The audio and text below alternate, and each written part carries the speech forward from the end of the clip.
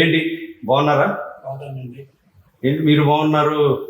జనసేన సైనికులందరూ కూడా చాలా డిస్టర్బ్ గా ఫీల్ అవుతున్నారు. అదేం లేదండి, అది జనరల్గా ఏంటంటే వాళ్ళందరూ కంఫర్టబుల్ గానే ఉన్నారు. జనరల్గా నాయకుడు డిప్యూటీ సీఎం అయ్యింది. రోడ్లు చూస్తుంటారు, గతంలో వైసీపీ ప్రభుత్వంలో రోడ్లు ఎలా ఉన్నాయి, ఇప్పుడు రోడ్లు ఎలా ఉన్నాయి. రోడ్లు అనేది ఇదివరకు ప్రయాణం చేయాలంటే చాలా అనీజీగా ఉండేది. కార్లు వెళ్ళే పరిస్థితి ఉండేది కాదు, చాలా ఇబ్బంది. ఇప్పుడు అలాగా మీరు స్ట్రైట్ వైట్ చూడండి, ఇదివరకు గత ప్రభుత్వంలో రోడ్లు ఎలా ఉన్నాయి, ఇప్పుడు ప్రభుత్వంలో రోడ్లు ఎలా ఉన్నాయి. పవన్ కళ్యాణ్ గారు పంచాయతీ రాజ్ శాఖ మంత్రి గారు 100% న్యాయం చేస్తున్నారని మేము హ్యాపీగా ఫీల్ అవుతున్నాం. ఏంటి ఈ మధ్య మొత్తం పోర్ట్ఫోలియోల కంటే కూడా అత్యధికంగా ఫైల్స్ జనసేన నాయకుడు పవన్ కళ్యాణ్ పోర్ట్ఫోలియోలోనే పెండింగ్ లో కొన్ని లక్షల ఫైల్స్ పెండింగ్ లో ఉన్నాయని ప్రచారమా, లేకపోతే అది ప్రచారమేనండి. జనరల్ గా ఏంటంటే వచ్చిన ఫైల్ చూడకుండా సంతకం పెట్టేసే ఆ పద్ధతి పవన్ కళ్యాణ్ గారికి కాదు. వెరిఫై చేస్తారు, అది ఎంత టైం పడుతుంది, యాజ్ పర్ మెరిట్స్ చేస్తారు. అంతేగాని వచ్చి ఫైల్ వచ్చింది కదా, సర్క్యులేట్ అయింది కదా, ఏమంటే సంతకం పెట్టేద్దాం, క్లియర్ చేసేద్దాం అనేది వెరిఫై చేసుకోవాలి కదా. ఆయన చేతిలో ఫారెస్ట్ ఉంది, అలాగే పంచాయతీరాజ్ ఉంది. ఇవన్నీ కూడా న్యాయం చేయాలి. ఆయన చేస్తున్న ఏదైతే డిప్యూటీ సీఎంగా ఆయన చేస్తున్నారో, ఇప్పుడు ఆయన చేతిలో ఉన్న ఫారెస్ట్ కానీ పంచాయతీరాజ్ కూడా పనితీరు ఎలా ఉందనేది మీరు చూడండి. చివరికి మన వైసీపీ కాంట్రాక్టర్లు, వైసీపీ హయాంలో పనిచేసిన వైసీపీ నాయకులు బిల్స్ రాలేదని పంచాయతీరాజ్కి వస్తే వాళ్ళందరినీ కూర్చోబెట్టి మాట్లాడి వాళ్ళకి చివరికి ఎంతో గౌరవంతో భోజనాలు పెట్టి మానవత్వంతో వాళ్ళ సమస్యలన్నీ అర్థం చేసుకుని చేశారు. ఇక్కడ రాజకీయం చేయండి. That is Pawan Kalyan. అంటే మీరేమో ఇలా చెప్తున్నారు, వాస్తవంగా చంద్రబాబు నాయుడు తెప్పించుకున్నటువంటి సర్వేలు కానీ ఆయన ఇచ్చినటువంటి ర్యాంకింగ్లో మొదటి 10 మందిలో లేరు పవన్ కళ్యాణ్. అది చిన్న చిన్న ఇప్పుడు ప్రెసెంట్ రన్ అయ్యేది కూటమి ప్రభుత్వం, అంటే Telugu Desam party, Janasena party, BJP party. ఈ 3 పార్టీలు కలిసి ప్రభుత్వంగా ఫామ్ అయినప్పుడు చిన్న చిన్న ఇబ్బందులు ఉంటాయి. ఈ ర్యాంకింగ్లు ఇవన్నీ పట్టించుకోవాల్సిన అవసరం లేదు. ఫైనల్గా ప్రజల దృష్టిలో పవన్ కళ్యాణ్ ర్యాంక్ ఏంటనేది ప్రజలు డిసైడ్ చేస్తారు, ఓటర్ డిసైడ్ చేస్తారు. అంటే జన సైనికులకు మింగుడు పడనటువంటి సందర్భాలు ఈ మధ్య ఏకంగా పవన్ కళ్యాణ్ నోటి నుంచే రావటం అనేటటువంటిది ఈ మధ్య మీరు వినుంటారు. పవన్ కళ్యాణ్ ఏది మన బొలిశెట్టి శ్రీనివాస్ విషయంలో కూడా కరాఖండిగా తెలుగుదేశం వాళ్ళని వదులుకునేట్టు లేదు, అవసరం అయితే మీరే వెళ్ళిపోండి అనే విధంగా మాట్లాడిన మాటలు చాలా మంది జన సైనికుల్లో తీవ్ర అసంతృప్తికి కారణమయ్యాయి. యాక్చువల్గా పవన్ కళ్యాణ్ గారు అలా అనలేదు. కూటమి ధర్మం పాటించి మనం కలిసి 10 మందిని కలిసి కలుపుకుని ప్రయాణం చేయాలని చెప్పారు ఎమ్మెల్యేలకు కానీ నాయకులకు కానీ. అది సహజంగా ఇప్పుడు వైసీపీ ఏం ఆలోచిస్తుంది, ఇప్పుడు ఈ కూటమి ప్రభుత్వానికి 57% ఓట్ షేర్ వచ్చింది. జగన్మోహన్ రెడ్డికి ఎంత 40%, అంటే తేడా ఎంత 17%. 17% ఓట్ షేర్ అంటే తేడా అంటే మామూలు విషయం కాదు. సో డెఫినెట్గా ఏదో విధంగా వీళ్ళిద్దరి మధ్య, ముగ్గురు మధ్య గొడవలు పెట్టి మళ్ళీ బీజేపీ, జనసేన, టీడీపీని విడగొట్టాలని వైసీపీ నేచురల్గా ఆలోచిస్తుంది. వైసీపీ పార్టీ వాళ్ళ సర్వే ఓటు గురించి డిఫరెంట్ మెథడాలజీలో భాగంగా ఈ విధంగా ఆలోచిస్తారు. లేనిపోని సోషల్ మీడియాలో వైసీపీకి పెద్ద సోషల్ మీడియా టీం ఉంటుంది. ఆ టీం పని ఏంటంటే పవన్ కళ్యాణ్ అన్న పైన లేదా దాన్ని హైలైట్ చేయటం, లేనిపోయింది ఇది చేయటం, ఈ విధంగా ఉంటుంది. ఇప్పుడు నన్ను పిఠాపురం ఉంది, పిఠాపురంలో దాదాపు 12,000 మందికి చీరలు ఇచ్చారు. చాలా 99.9% అందరూ హ్యాపీ. వరలక్ష్మి వ్రతానికి వచ్చిన వాళ్ళకి కానీ, పూజల్లో అందుకున్న వాళ్ళకి కానీ. ఎక్కడో 0.1% ఎవరికో ఒక చీర అందుండదు, వాళ్ళు ఏదో అనేసిగా కామెంట్ పెడతారు. దాన్ని వైసీపీ ఏమంటే క్యాప్చర్ చేసి దాన్ని హైలైట్ చేస్తారు.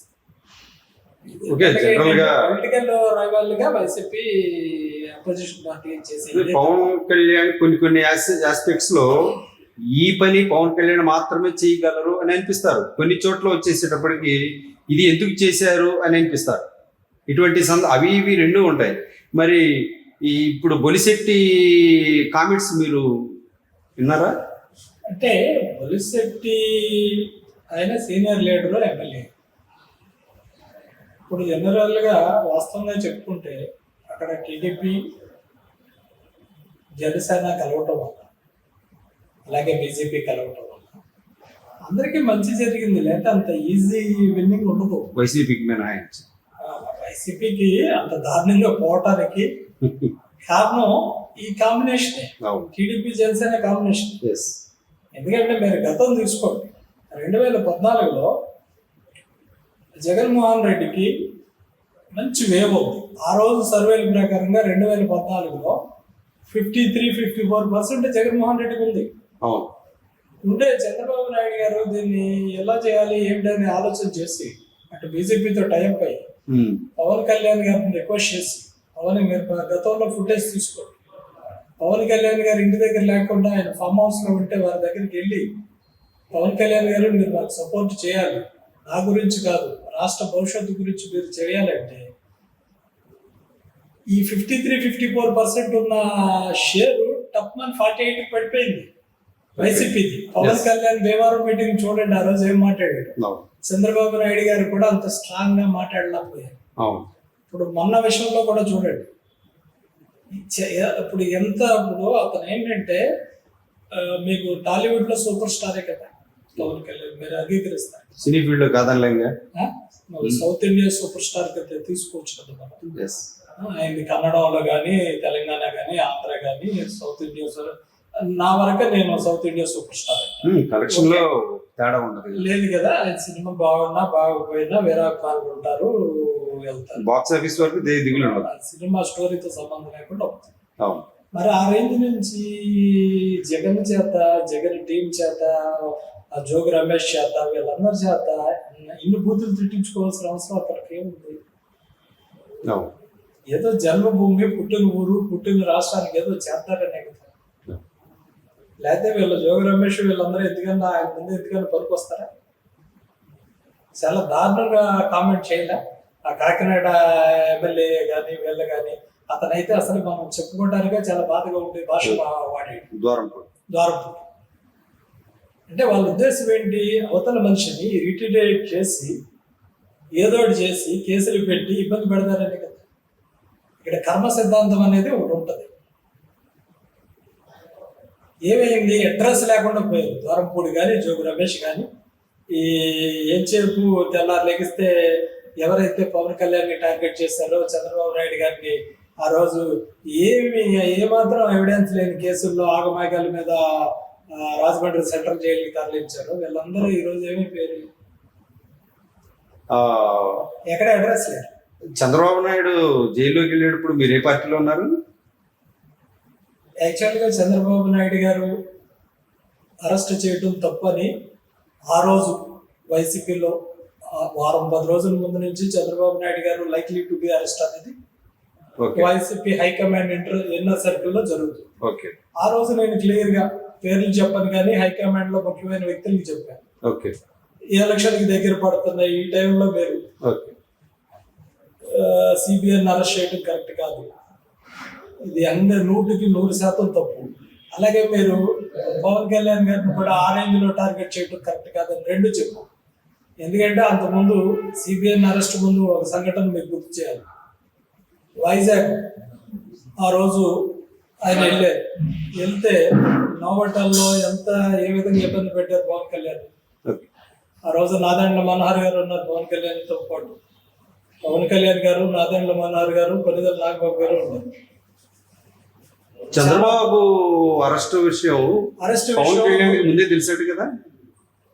చంద్రబాబు నాయుడు గారికి అరెస్ట్ అవుతారనే విషయం ఈ రోజు కాకపోతే రేపు అరెస్ట్ చేస్తారనే విషయం తెలుగుదేశం పార్టీలో తెలుసు, అందరికీ తెలుసు. కాకపోతే ఆపే పరిస్థితి లేదు. ఎలాగని అరెస్ట్ చేస్తారని చెప్పి ఇంట్లో కూర్చునే టైప్ కాదు కదా చంద్రబాబు నాయుడు. ఇది యాక్చువల్గా ఏంటంటే ఎవిడెన్స్ లేని కేసుల్లో ఇంత దారుణంగా కక్ష సాధింపు చర్య తప్ప చంద్రబాబు నాయుడు వేరే అరెస్ట్ వల్ల వైసీపీ గ్రాఫ్ పోయింది. ఇప్పుడు 2019లో 50% ఉంది, ఇప్పుడు ఆయన 40% పోయాడు. చంద్రబాబు నాయుడు గారి అరెస్ట్ కానీ, పవన్ కళ్యాణ్ తిరుగుబాటు కానీ ఇవన్నీ కలిపితే దాని పరిమితం ఎంత 57%. అంటే వైసీపీకి టీడీపీకి 17% తేడా ఉంది. అండ్ అంటే నామినేషన్ దాంట్లో టీడీపీ కూడా ఉంది, బీజేపీ కూడా ఉంది. బీజేపీ కూడా అంటే యాజ్ పర్ మై క్యాలిక్యులేషన్ మీకు ప్రజారాజ్యం పార్టీ పెట్టినప్పుడు 18% వచ్చింది. అవును, 18 సీట్లు. 18 సీట్లు పర్సంటేజ్ కూడా 18% వచ్చింది. అది మళ్ళీ Pawan Kalyan 73 lakhs vote share. 72 lakhs. తర్వాత ఆ రోజు రాజశేఖర రెడ్డి గారి అధికార పార్టీ ఆయనకు వచ్చింది 1,50,00,000. 35%. 1,50,00,000. సో 18% ఓట్ బ్యాంక్ ఉంది ఆ రోజు. ఎస్. మళ్ళీ మొన్న ఎలక్షన్లో దాదాపు 15 to 16%, 15% అయితే పవన్ కళ్యాణ్ గారు రీచ్ అయ్యారని నేను గట్టిగా నమ్ముతున్నాను. ఓకే. ఎందుకంటే 2019లో ఆయనకి 6.5% వచ్చింది. బట్ 24 అనేది చావో రేవో